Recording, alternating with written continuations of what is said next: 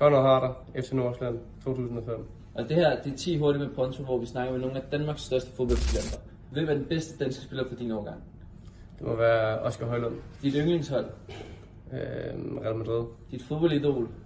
Cristiano Ronaldo. Favorit tv-serie? Outer Banks. Sidste ting, du hørte på Spotify? Det må være noget Lamine. Og hvad vil du være, hvis ikke du var fodboldspiller?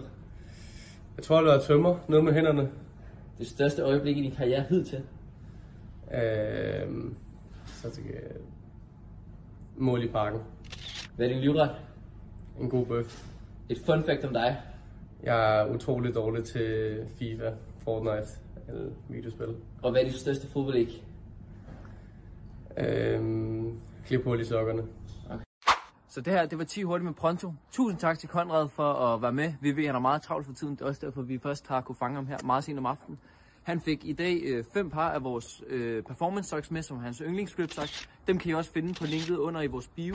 Husk at like, del og følg, og så ses vi.